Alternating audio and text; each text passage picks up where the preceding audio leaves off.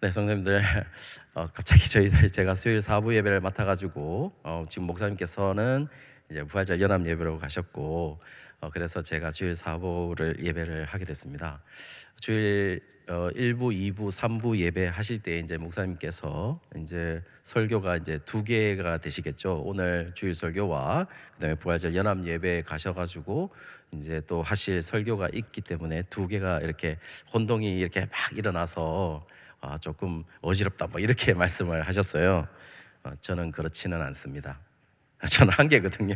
그래서 오늘 그리고 또 우리 성도님들 주일 4부 예배 오신 분들도 지금 주일 2부, 3부 이렇게 실시간 아직도 떠 있으니까 그래도 주일 말씀이신 그 우리 담임 목사님 설교를 그래도 실시간 유튜브 계속 떠 있으니까 꼭 확인해 주시기 바랍니다.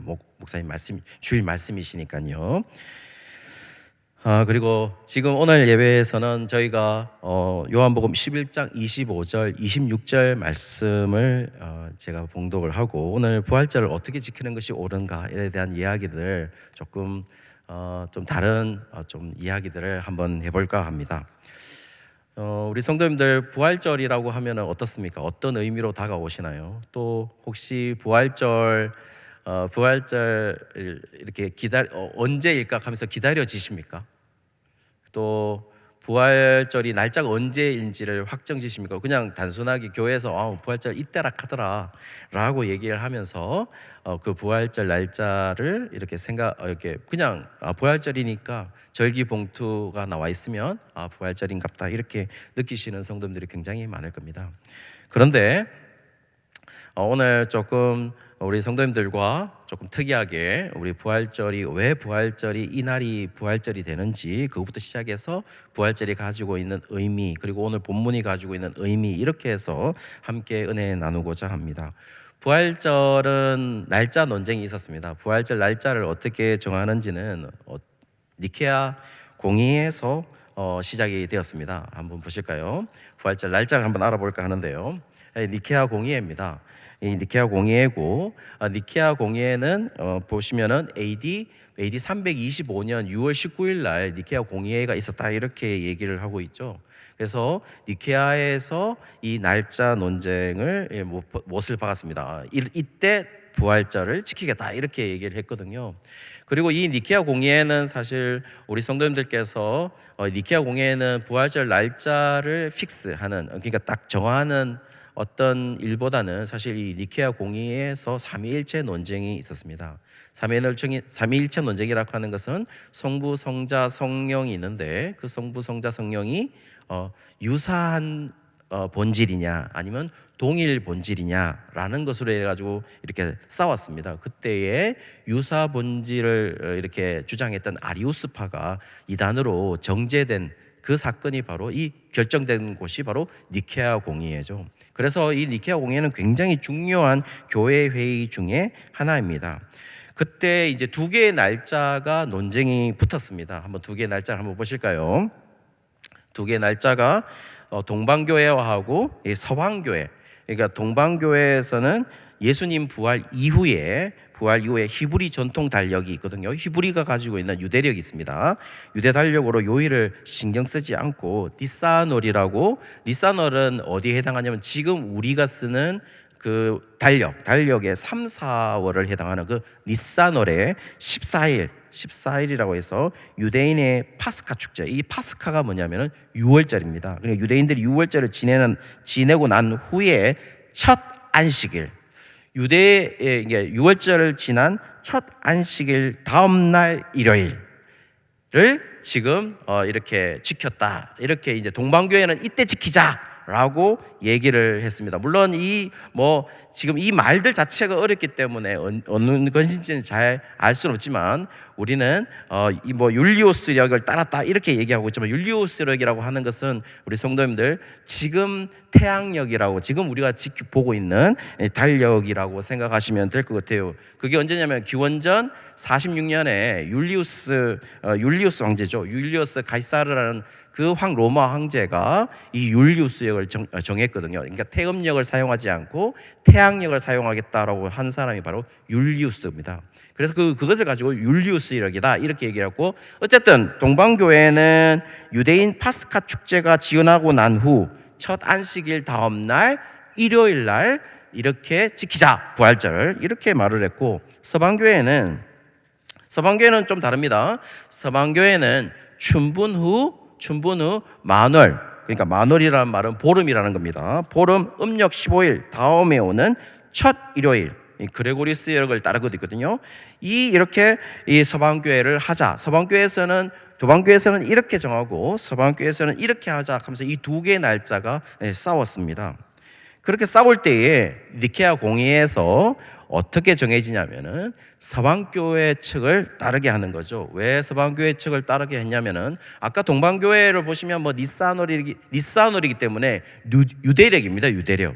이 유대력이 니산월은 계속 변화하거든요. 우리 음력처럼 계속 변화를 합니다. 날짜가.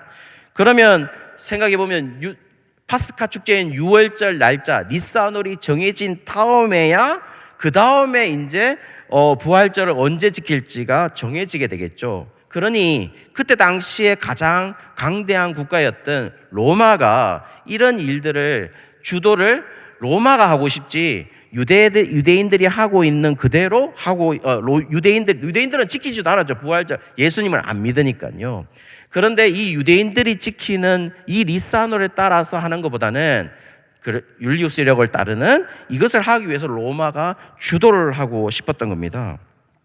그러면서 결국에는 동방교회가 이 유대력이 자꾸 움직이니까 이것을 하는 바에는 이제는 서방교회에 하는 이 6월절 날짜를 정하는 게 맞겠다라고 해서 니케아 공의회, 그러니까 교회회의입니다. 기독교 교회회의에서 정하게 되는 것이죠.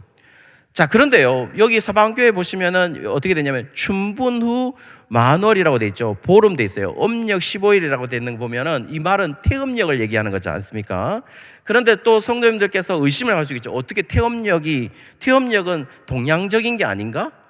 동양적인 어떤 그런 달력이 아닐까? 그렇지 않습니다. 태음력이라고 하는 것은 실제로 이집트는 태양력을 사용했죠. 왜냐하면은 그러니까 태양신을 섬기는 그 나라였기 때문에 이집트는 태양력을 사용하지만 바벨론, 옛날 6세기에 남유다가 바벨론에게 멸망하지 않습니까?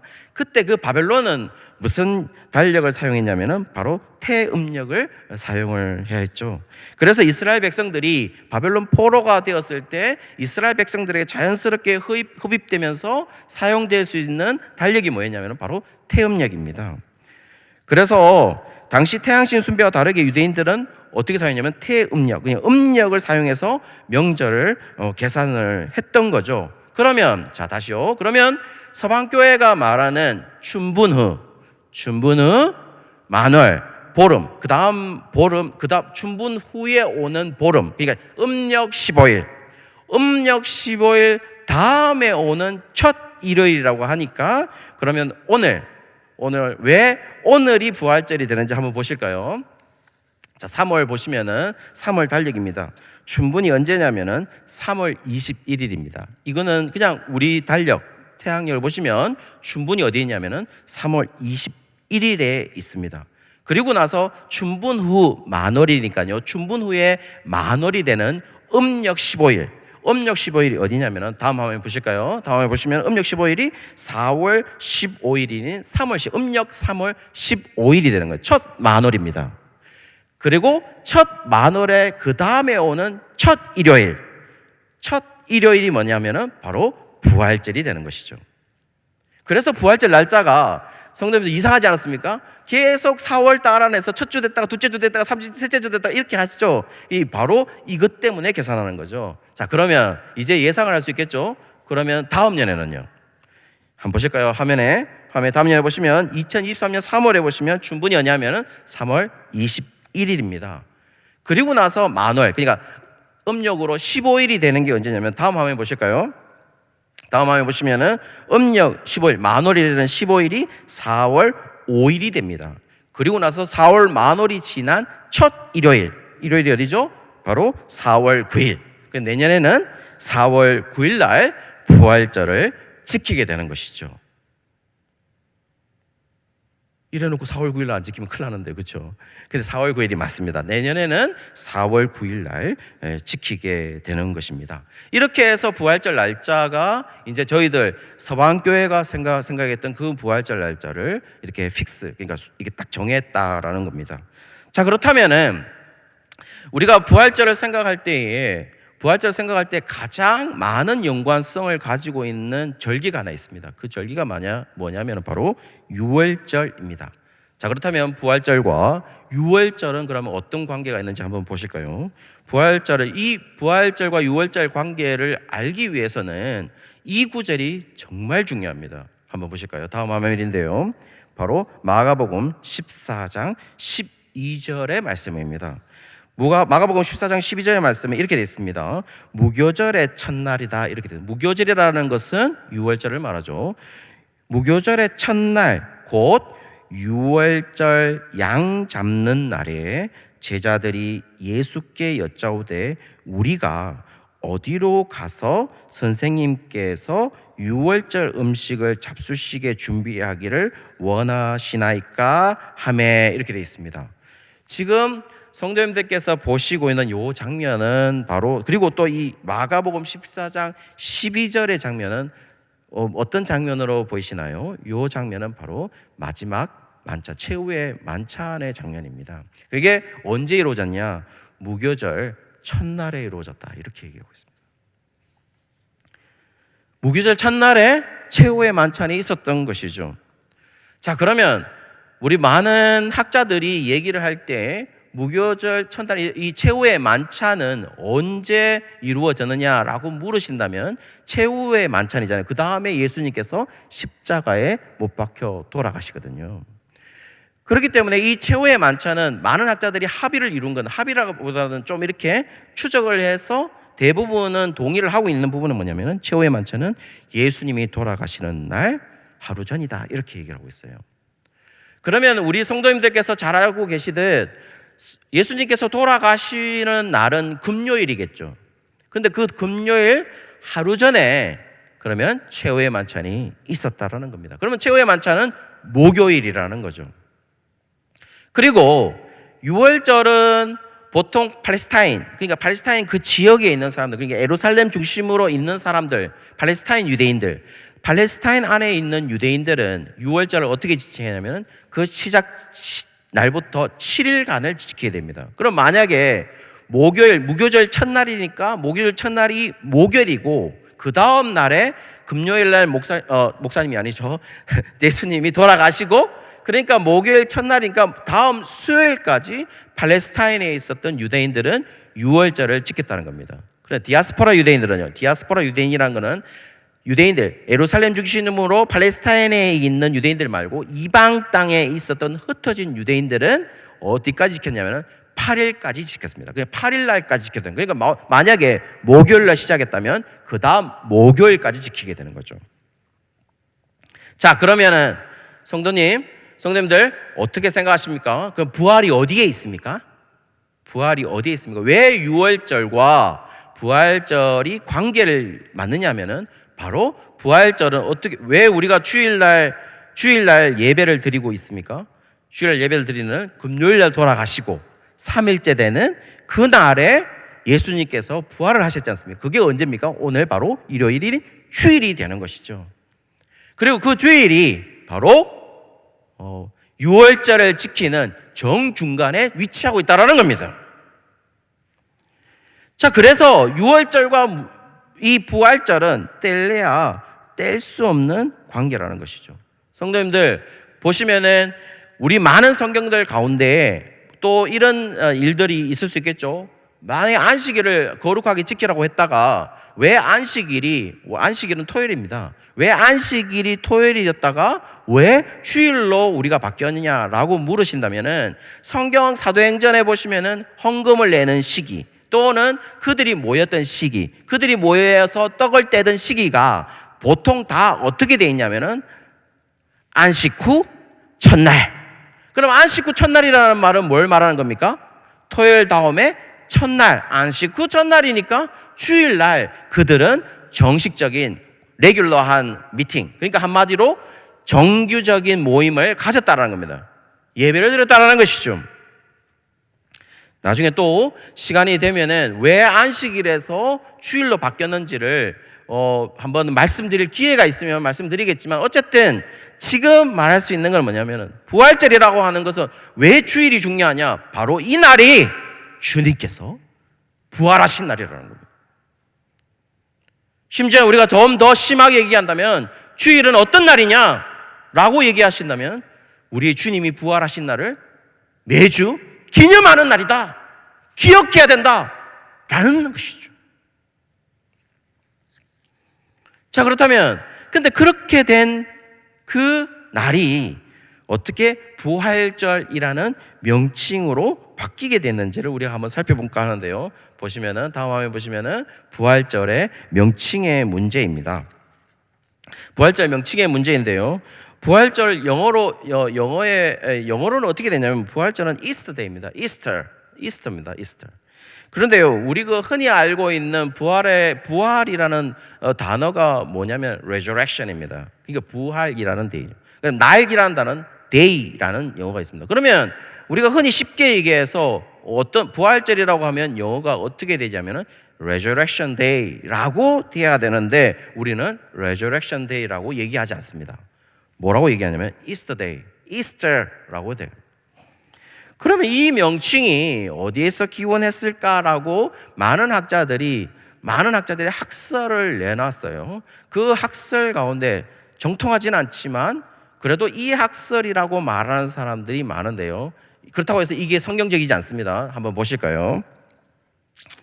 고대 바벨론에 월신과 태양신과 바알 숭배를 했습니다. 그 가운데 이 월신이 누구냐면 저 제일 밑에 보이시는 세미라미스입니다. 세미라미스. 이 세미라미스가 바로 이 하늘의 여왕입니다. 하늘의 여왕이라고 불렸는데요. 이 세미리스가 그리스, 이쪽에 보시면 그리스가 보이죠? 그리스에는 뭐라고 그러냐면 아르테미스라고 그랬어요. 아데미입니다. 아테네입니다. 그렇게 불렸고, 투천족은 아침의 여신인 혹은 뭐 봄의 여신이라고 할 수 있는 에오스트레라고 이 투천족에서는 이 세미라미스를 에오스트레라고 얘기를 했습니다. 그리고 이 여신은 다산이나 그 다음에 새 생명의 신으로 이 신의 막 다산 많은 수의 애를 놓는, 그러니까 이렇게 놓는 다산, 그런 신이라고 생각해서 이 신의 명칭에 기원을 했다라고 하는 사람도 있습니다. 또는 고대 영국의 섹슨족의 하늘의 여신을 이슈타르라고 했는데요. 제일 위에 보시는, 제일 중간에 보시는 이슈타르가 있는데 여기에서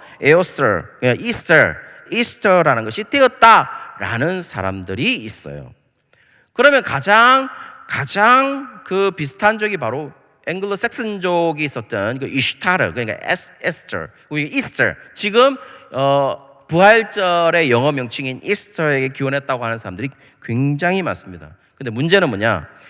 이 이스터라고 얘기하는 이 이스터가 바로 달걀에서 태어났다는 난생설화가 있거든요.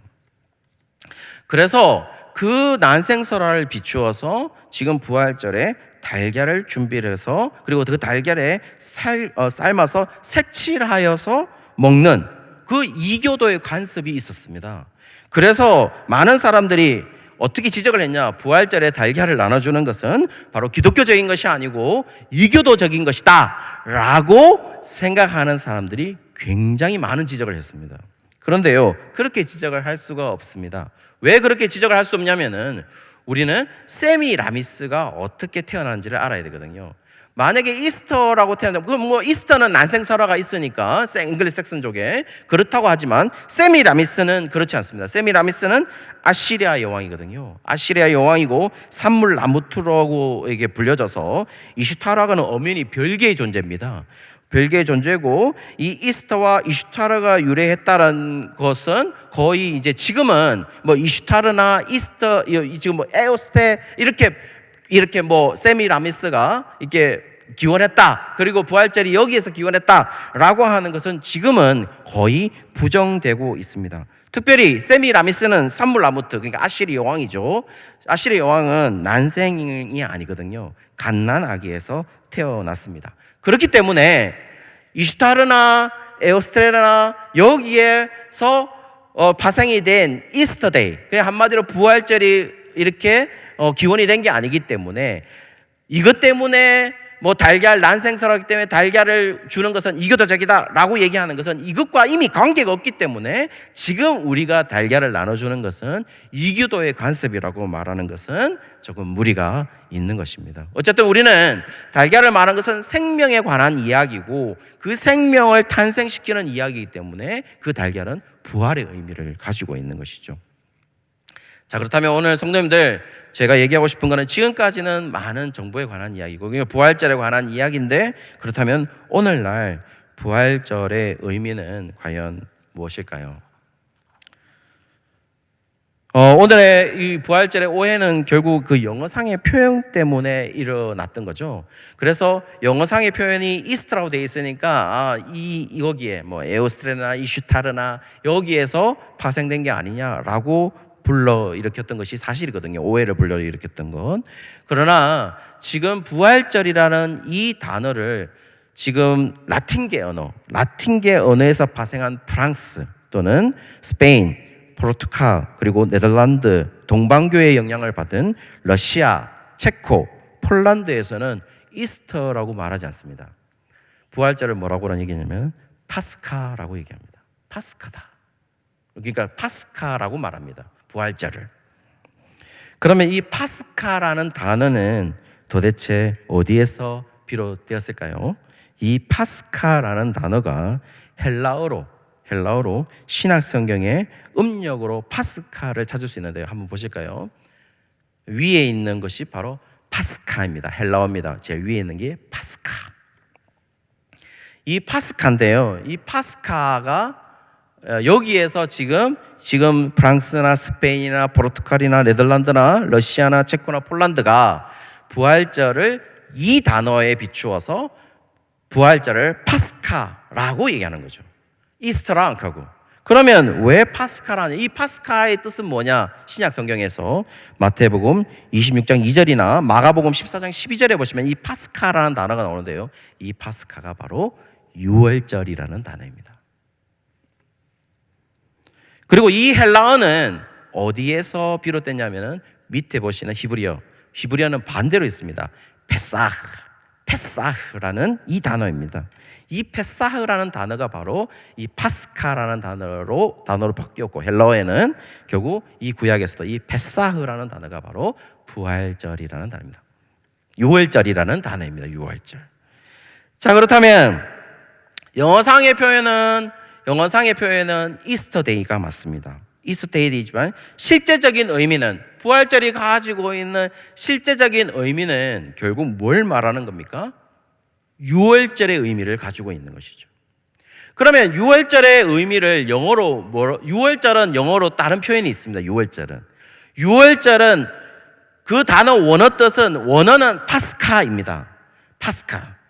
또 히브리어는 페사흐입니다. 그런데 유월절의 영어 표현은 패스오버입니다. 패스오버. 왜 패스오버일까요? 왜 건너가다라는 단어를 썼습니까? 우리가 너무나 잘 알고 있습니다. 유월절은 바로 제일 마지막 출애굽할 때에 10가지 재앙 중에 10번째 재앙, 한마디로 장자를 죽일 때에 그 문지방에 어린 양의 피를 바른 그 집은 하나님이 그 장자를 죽이지 않냐고 어떻게 했다고요? 패스오버, 지나갔다. 그 의미를 가지고 우리는 유월절을 지키게 되는 거죠. 왜 히브리 노예들이 왜 출애굽을 하게 됐습니까? 출애굽을 하면서 하나님이 가장 먼저 명령했던 게 뭡니까? 유월절을 지키라. 어떻게 보면 더 심하게 얘기하면 그들은 유월절을 지키기에 나왔던 거예요.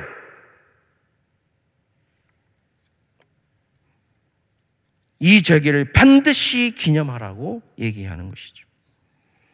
그리고 유월절을 지키는 의미가 뭡니까? 유월절, 우리가 말하는 수장절이라든지 칠칠절이라든지 초막절이라든지 왜 우리는 그걸 지켜야 합니까? 어떻게 왜 지키라고 얘기하죠?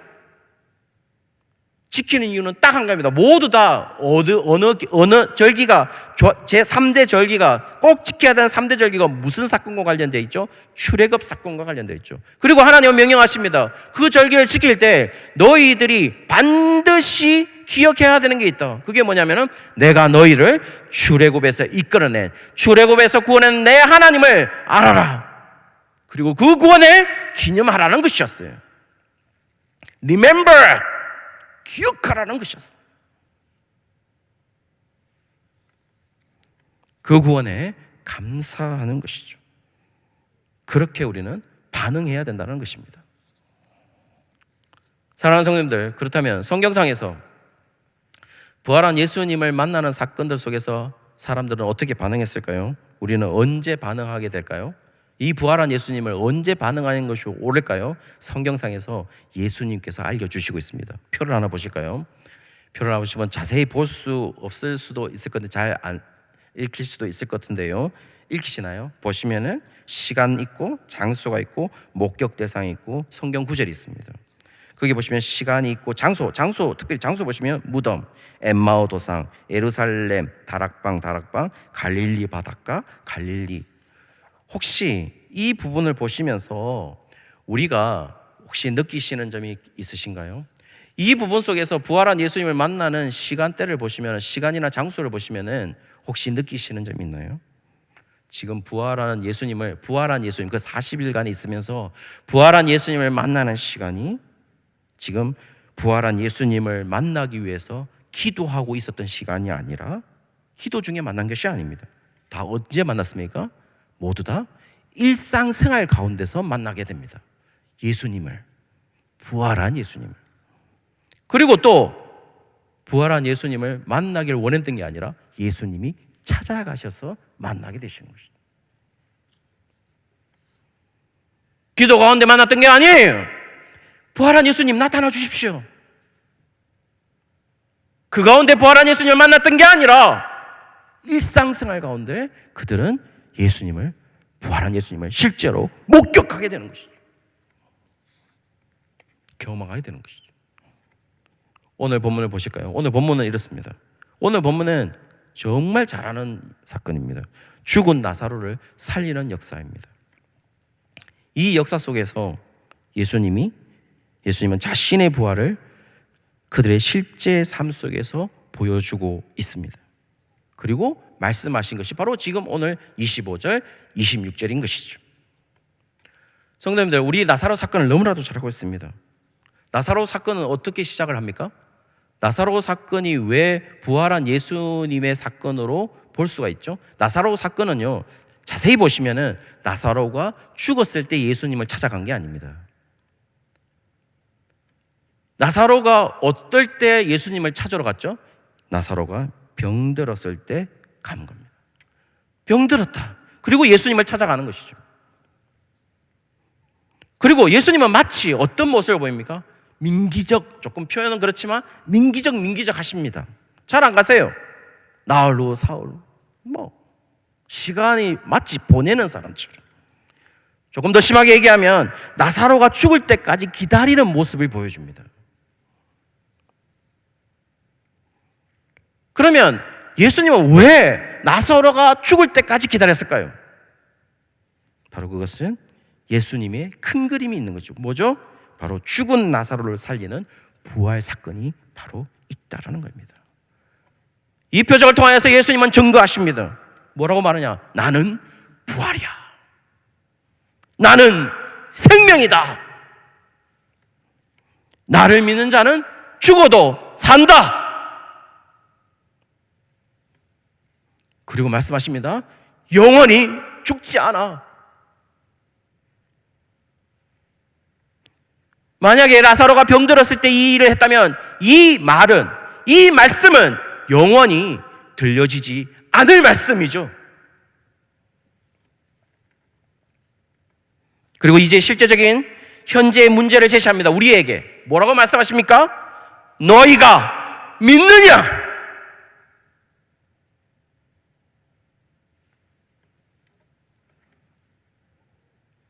사랑하는 성도님들, 우리가 정말 믿고 있습니까? 믿고 있다면 어떤 일이 벌어지죠?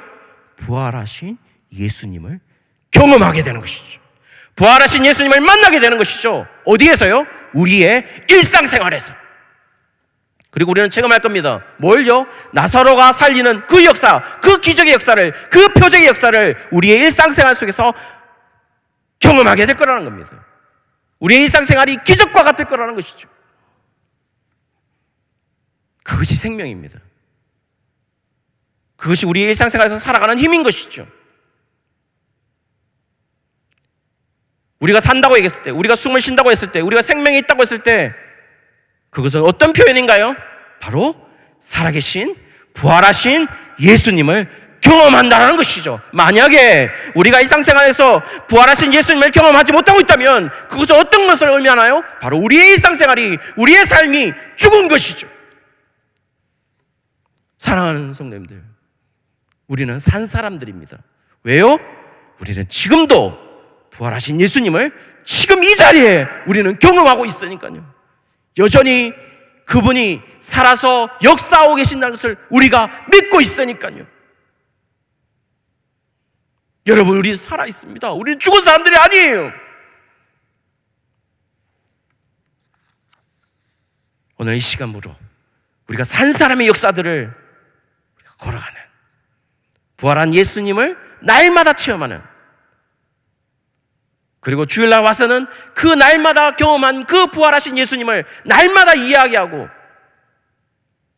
날마다 증거하는 그런 모든 내일교회 성도님들 되시기를 주의 이름으로 축원합니다.